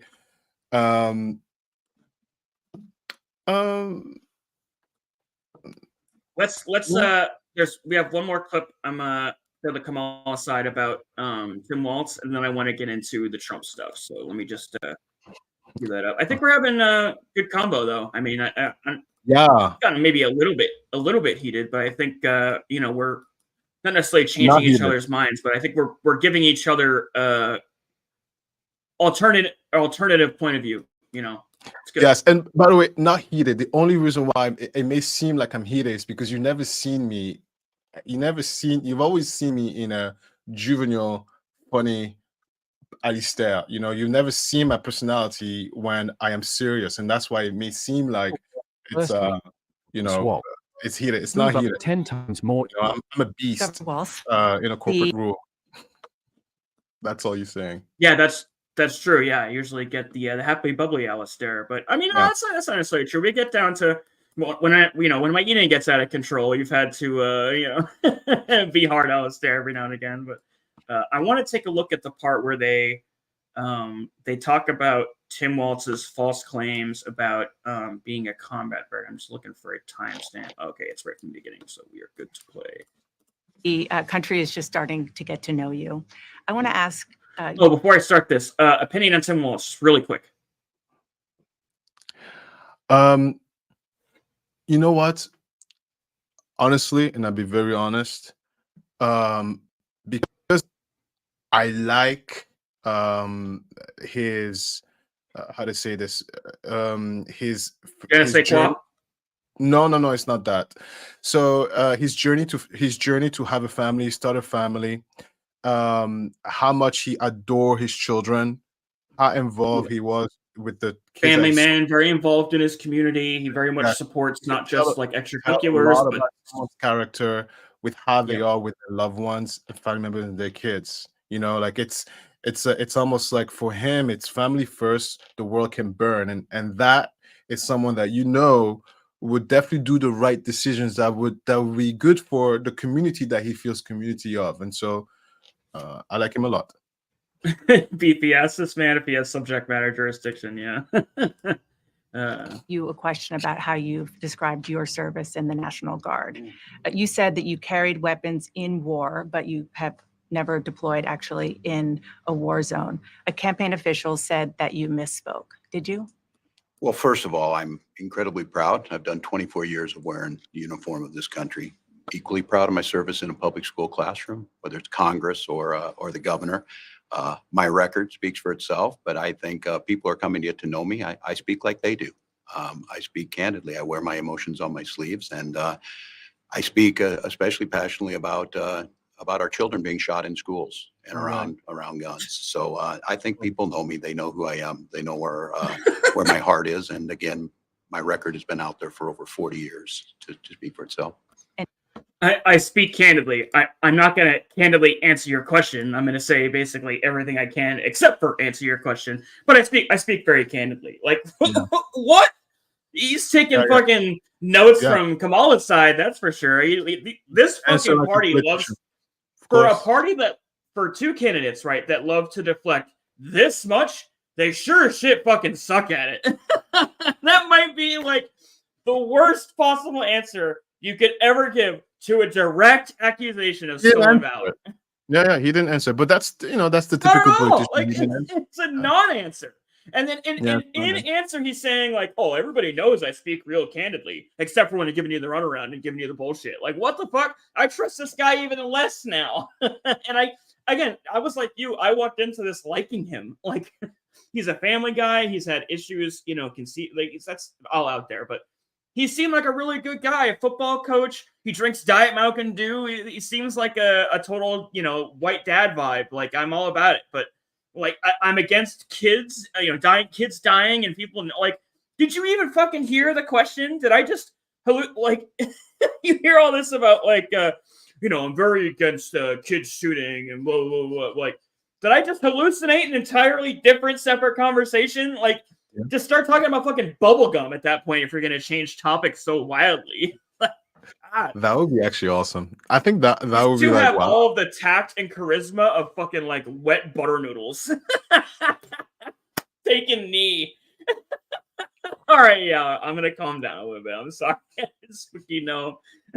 Calm down, Beefy. Hello, Thee. Rosea. Hi, Thee. Hello, Thee. All right. We'll play. Sorry, did you have a thought before I keep playing this? No, I do not. And the idea that you said that you were in war. Yeah. Did you Has misspeak to as the act 'em campaign has twice. said? Yeah, I said we were talking about, in this case, this was after a school shooting, the ideas of carrying these weapons of war. And my wife, the English teacher, told me my grammar is not always correct. But again, if it's not this, it's an attack on my children for showing love for me, or it's an attack on my dog. I'm not going to do that. And the one thing I'll never do is I'll never demean another member's service in any way. I never have, and I never will. I just Still not one answering other the question, No, he because did. again, Yes. this is all new. Yeah. I mean, He did. So the answer was that he misspoke, but he Oh didn't yeah, say- incorrect grammar. yeah. Grammar. Mhm. That is fucking creative, if nothing else. Using incorrect grammar as an excuse for lying, ladies and gentlemen. What? You didn't mix up there and there, or use the wrong your. You claim you saw combat and you did not. Like, incorrect grammar? That is like Eric Cartman level of mental gymnastics. That's like, okay. I'm trying to figure out a way to make this like, as to put in perspective, like how. Okay, that's like if somebody was shot, right? And as an explanation, somebody goes, "Oh well, there were just some loud noises." Right? Wouldn't that be fucking preposterous? Like, no shit, dude. We're not going Nice. to talk about the fact that somebody's fucking dead. Loud noises and someone is dead, but that would never happen. Those two aren't even in the same conversation, Mhm. let alone on the same side of the aisle. Mhm. Nobody Yeah. is coming after you here for language, sir. Did you lie? That's the question. Can you answer it? No. Okay, moving on. Yeah. Horrid Yeah. fucking response. And you know what? That's the credit to Dana Bash. She's a great journalist in the sense that she didn't let go of that. He didn't answer the question, Yeah. and so she only And moved honestly, forward if it was an answer, Trump which is says that this was a softball interview, and I disagree. Like, I no. think a journalist Or- that was like, quote Yeah. unquote, in their side or in their pocket would have just let those, sidestepping deflection answers go. But she really takes a second to like let them finish their Of course. bullshit rambling and their political talking course. points. You're like, okay, well, that's all Yeah. great. But getting back to the question I fucking asked you, and I'm sorry, just one more thing quick, because I couldn't. This is like the part that flabbergasted my mind the most. Mhm. The part where at the end he then plays the victim because of course he fucking does. It's like the fucking liberal Trump card. It's like when people say or do some vile shit, and then as an excuse for that they go, "Well, I've been getting death threats," as if that somehow undoes all the fucking nasty and vile shit they did. That's like when they come at me for showing love to my wife or my dog. Like, what? You lied about being a combat veteran. I mean, to be very fair, did you know what they were saying about his son? It doesn't matter. That's not the question. Like, nobody's mean, yeah, denying that of people course. can be nasty on the fucking internet. Like, how did we get from Tim Walz has a weird dog, and oh, by the way, you lied about fucking. I love how critical you are to answering questions. I cannot wait to see how many questions Trump answers. Oh, yeah, believe me, dude. I have a whole fucking spiel. He's another one. Can't wait to hear all the All right, answers. let's just jump right into that. Answers. All right, while I cue that up, though, thoughts about Tim Walz kind of dodging the question. I mean, you've been quiet on the subject. Listen, I think people will always respect you more if you go straight to the point and you answer truthfully, right? Because you can go straight to the point and also lie your ass out. And I think this old school way of being a politician where you have to show that you are like sainter than thou is completely inappropriate, because nobody's perfect, nobody's human. Now, of course, then comes a moral judge of character. But I do think if someone asks you a question, just answer. Just answer. But it has a lot to do with what people expect. Because listen, if the electorate wanted to hear the truth all the time, then there wouldn't be people so comfortable trying to lie and dodge questions. Truth is painful. Yeah. Very true. All right, let's get into roasting some Trump. They getting Trump roast. smaller and smaller. They're getting smaller, right? The following is a conversation with Donald Trump. And again, I picked these because they are the most recent interviews for both sides. You picked the best one. I Oh, mean, nice. no, I mean, like, he has better interviews than this one. Okay? Like I said, I just picked the most recent two just to get political. I don't get it. Why is that funny? No. It's almost like, I don't know. Did you do it on purpose, or you just picked a random one? I just explained it twice. I picked the most recent interview from both candidates to get kind of where we're at. Okay. I think that's not Do you- recent. Is that a recent I one? didn't even see all this. Did you not like this one? You want me to pick a different one? No. Go ahead. Because I don't think that's the recent one. But look, ignore it. Just go. Yeah, Oh, this he's came great. out 2 days ago. Okay. All right. Just go. Okay. On this, the Lex Friedman podcast. They're getting smaller and smaller, They're getting smaller. right? I mean, people do respect you more when you have a big camera for some No, reason. it's cool. And about 20 guys that you pay a fortune to, right? All right. Okay. You said that you love winning, and you have won a lot in life, in real estate, in business, in TV, in politics. So let me start with a mindset, a psychology question. What drives you more, the love of winning or the hate of losing? What do you think about, regardless of how he's going to answer? What do you think? What do you think drives Donald Trump more, the fear of losing or the idea of winning? So he's a narcissist. So obviously, the first one is Yeah. the fear of going to prison.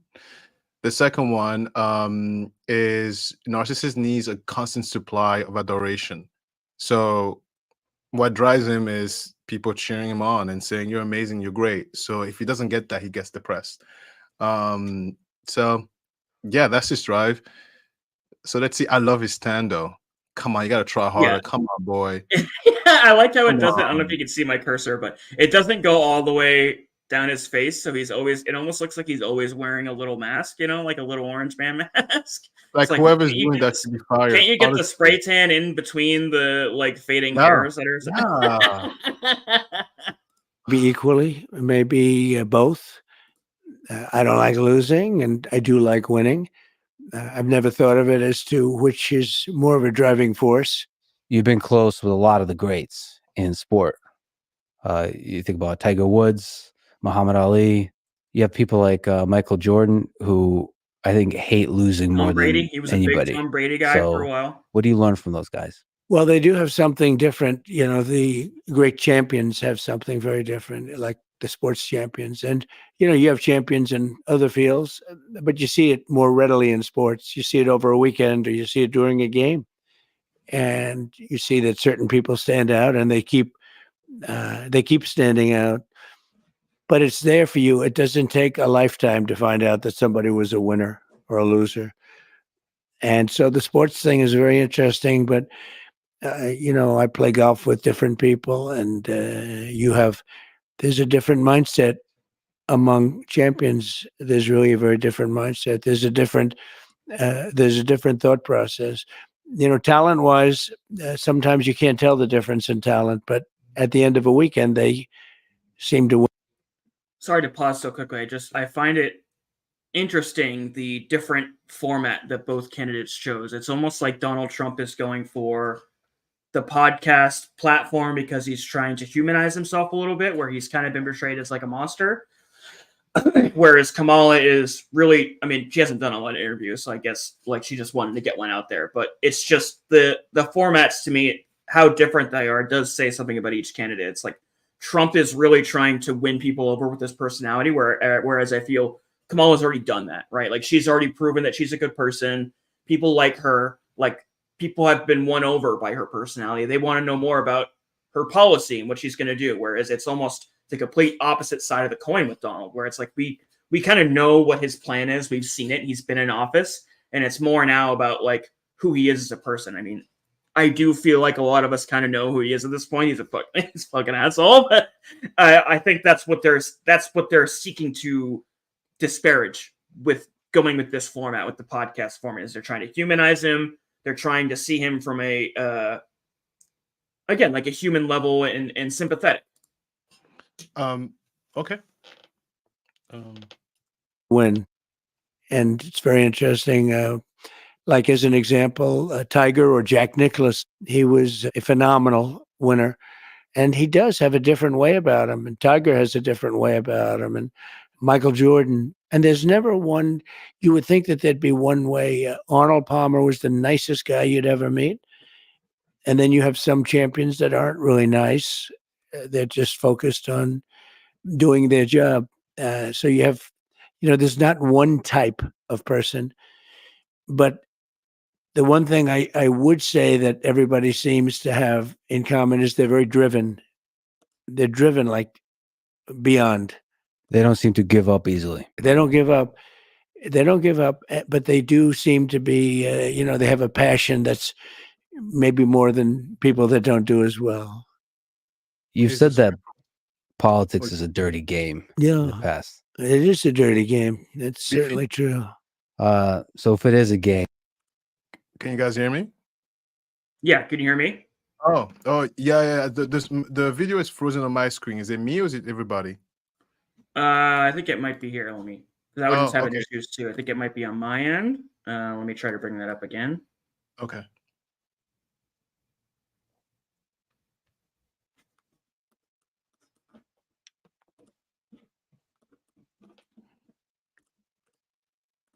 Still here? Yep. I'm just my computer's freezing. Okay. Do you have a lot of tabs open? Not really. What are your thoughts thus far on what you've seen? So my screen was frozen, so I couldn't see. But what I heard, he's just talking about the different character traits of people who were successful, and now depending on their definition of success, right? Because I have success is relative to the person expressing it. So to their definition, he's just going through what are the traits and qualities of successful people. They don't give up. They keep pushing. They're ambitious. Uh-oh. Is it wait, I have to entertain you guys. Perfect. I can entertain you guys. I don't even know if am I blocked? I mean, not blocked. Is this happening still? Someone type in a comment. Maybe it's Beefy who dropped, or is it me?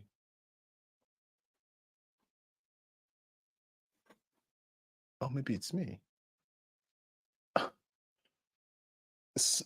If I'm still here, someone says, okay, so then it's Beefy. Let me just text him, see what's going on.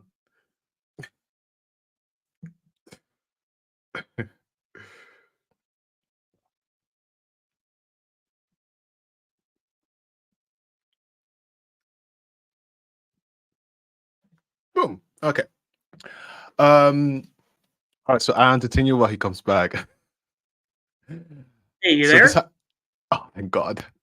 Can you, can you hear me? Yes.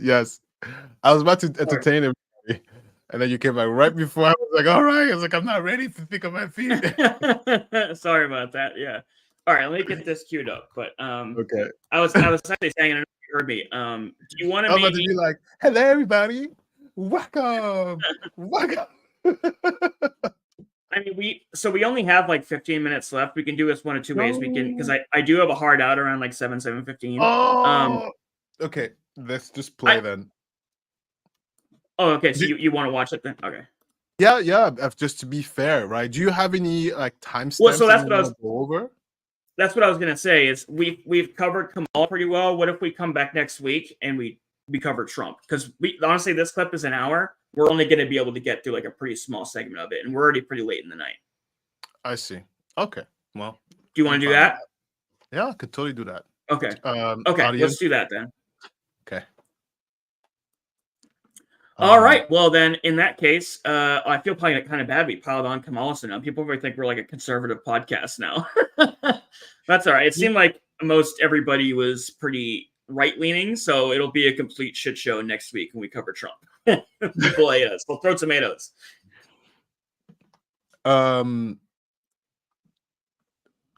This is hard. So are you going to put the final thought segment? Or Yeah, let's do a final thought. Let's do that. Okay. The final thought.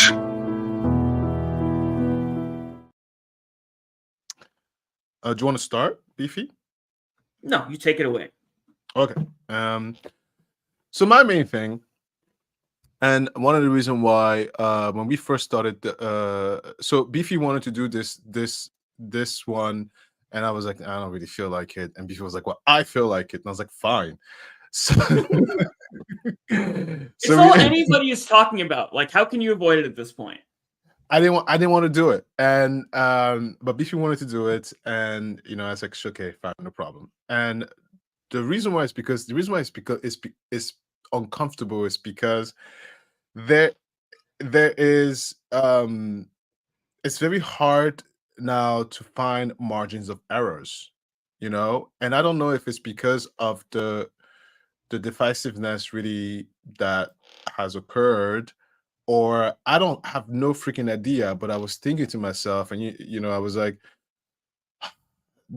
this is going to be a tough one, because if you are presumed to be leaning one way, then you automatically get put in that box, and if you are presumed to be in the other way, you automatically put into that box, and so then you Yeah, constantly have actually, and you don't mean to interrupt you, but yeah. Mhm. I even noticed a couple of times when we were going at the Kamala stuff, and I was trying to make one point, and I think you were so ready to have me be anti-Kamala that you almost started hearing things that I really wasn't even trying to say. You know what I mean? And it's not that it was like mischievous or there was bad intention behind it. It's just that when you are so pre-engineered or predisposed to think that one person thinks one way or leans one way, you do start kind of hearing things through a certain lens, and that lens can be important. Like even when we stopped with that whole Kamala interview, because for certain parts, particularly the part where we were in question, where she was going back on fracking, because I was so critical of that, I was kind of hearing what I wanted to hear, and it really wasn't what she was trying to say. So even in that, No. It's very easy to be caught in these echo chambers, and we talk about algorithms all the time, and how if you want it, you can find it. It's out there. If you have an opinion, you'll find someone out there who has the same opinion. Yeah. So I think the message we should be trying to push right now is to maybe try to do your own independent research and kind of form your own conclusions, and not be so swayed by what one person is saying. That's not even going to work, Beefy. That's not even going to work. Like, for example, there was and just to be clear, I'm not even offended by it, but it's let me scroll up really quick and tell you the name. I think it was oh, come on, Alistair. Come on. Yeah, I saw it. Right. Kim Nick said that you're brainwashed. Yeah, that I'm brainwashed. Knew And that it's was like, it's fine. It's completely fine. But I use that as an example to say that that's just the massive chasm divide, and very few instances where you can somewhat still see a bridge and cross over. I mean, I say all the time, and Booba, I never met you in real life. And even Spooky Gnome, I never met you in real life, but obviously we have differences of opinion. But it's a situation where, like, I feel safe, right? Like I feel like it's never gonna cross that line. Do you know what I mean? Yeah. And Yeah. that's very rare, right? That's very, very rare. And so that's why it was I was like, and I don't know I don't know how that's going to be fixed. It's almost like it's the divide has been so big that it's just gonna have to be what it's gonna have to be. And I tell everybody, and Beefy, excuse me for saying it, hide your political opinions. Yeah, no, you're right. Keep it quiet. Don't even share it. It sounds terrible, but that's the world we live in. And because No, it's I so mean, I've literally lost polarized. friends over it. Sucks. It breaks my heart. You know what I mean? It Same sucks thing. that we can't just. No, you're good. Yeah. No, Jonesy, no, we saw yours. I think Jonesy, you were the only one really who we had the same ear. Not yeah. But because I don't know how to explain this. You know what I mean? But yeah. But you take it away. No. Okay, and so people who are having issues with the comments, we are simulcasting on the Beefy Has Anxiety channel and Boîte Noire Radio. So that's why you might not be seeing everybody's comments. It's not because you're blocked or anything like that. And no, I don't think anybody said anything negative about Jonesy or anybody. And really, there was only like I think one moment where things got even close to heated, and it was fine. Mm-hmm.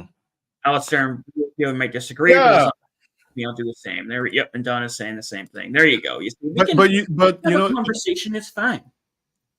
but that's not the norm, though. I want you guys to be aware that that's not the norm. The norm is people fight. The But I mean, that was the mantra we came in from this show from Yeah. literally day one. It's what we say at the beginning of every episode is that we're going to talk about anything and everything. Yeah, actually, yeah, you make a good point, because Booba could have easily be like, "F you guys, I'm out." And all of you could have just be like, I'm out, right? Like, who is this person That's their talking about my prerogative. man? Yep. Right? Talk about my man. Well, but we are what- glad that all of you guys stuck around at the very least. Thank you so much for tuning in. Yeah, and again, if both parties really, if if they really cared about you, because somewhere in there, like, all politicians are crook. Listen, if they really loved you the way everybody thinks they love it, because I don't think Kamala Harris loves me.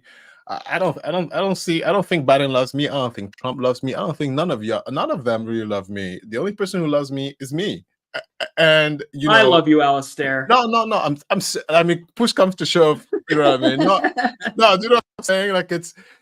I think there's this misconception that they're gonna come in and save the world, because if they did, things would be so different. And we're all struggling. We're all struggling. You know what I mean? So, Oh, hang on. So Angelina came in, and I don't think I've ever seen you in the chat before, Angelina. Welcome, by the way. Please subscribe. We'd love to have you. whoa, is that Hello. your photo? Look at that face. Hello, I have a question for you both. And I really thought she was going to come in with some like extremist, like some nasty political stuff where she's like baiting us. And the question is, if you both like Star Wars, do you think Keanu Reeves would play a great Darth Revan from Knights of the Old Republic? First of all, yes. But that's only because Keanu Reeves would basically take any role and make it awesome. But now I'm curious about Darth. I'm going to Google it really quick. What is Darth Revan? Hi, Angelina. This is the point I'm Googling. Out of all the points of contention we've had during this conversation about politics and doing our own research, the Darth Revan is what I need to Google. Oh, shit. Yeah. It almost looks like Kylo Ren. Hell yeah, he should play that character. Yes. Hey. F&A. Sorry. Angelina, are you Italian? Just curious. The last name. That's all. Hey, I have an interesting question, actually. Since a lot of the viewers right now are Trump supporters, just out of curiosity, if Kamala was to win, what would you do? Just curious. I can answer that. I Go would ahead. just. What would you do? I mean, at that point, it would be a done deal, and I would just support Kamala. She would be our president. I would 100% back her and sing her praises and whatever we can to make the best of the situation. Because there's no, we're not going back at that point. Don Ray that was a bad pun. Okay. She's saying Oh, yes, my yeah, name is that's Italian. fine. Donna asked the question, Beefy, are you going to do a Daryl Brooks update? Probably not. I mean, to be perfectly honest with you guys, I haven't been posting a whole lot. I've got a lot of stuff going on in my personal life. I'm in like the honeymoon phase of a new relationship, and you know what that is, where you just like can't stop fucking seeing each other, and it's all you want to do. And then, but beyond that too, like, yeah. But I mean, there's other shit going on too. Like I got a weekly D&D group that I'm going to be late for here pretty soon, and then I'm working on my fitness, as you know, Alistair, and just lots of stuff going on. But I will. Mm-hmm. That's a cute squirrel. Oh, that's awesome. But yeah, I've been working consecutively on a Sarah Boone video. When I have time, again, it's kind of limited, but I will hopefully get to it. I've seen Alistair, you've been covering a lot of the Sarah Boone updates. She's been basically like the new Daryl Brooks. I'm having a great time with her. Yeah. I've also been very busy in my real life. There's so many much more to do, but I have a child.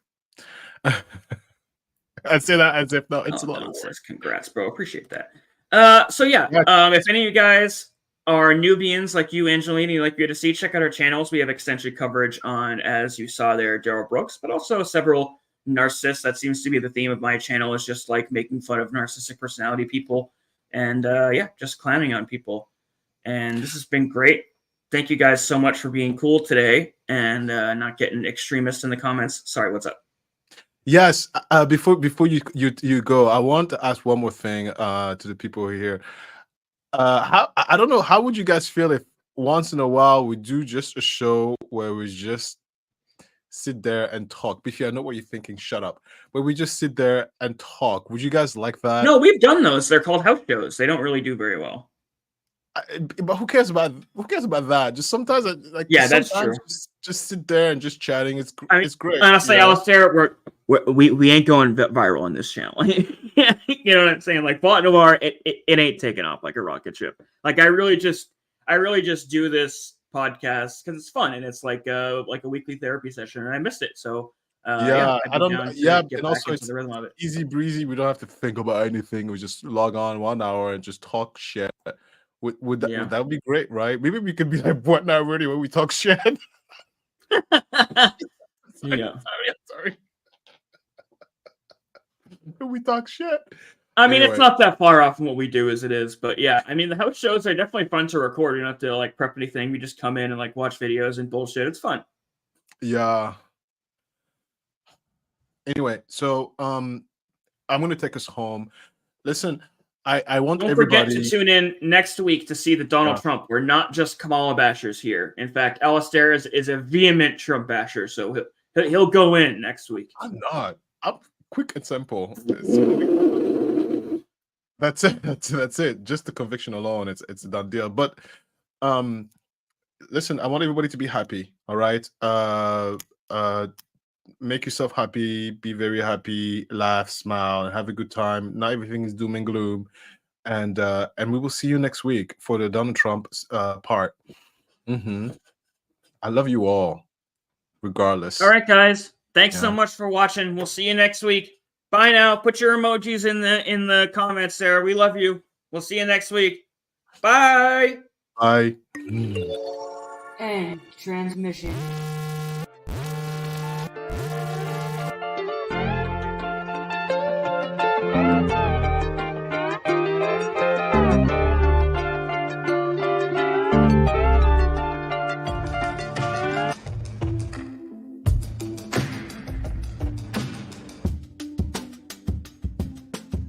Thank you for watching.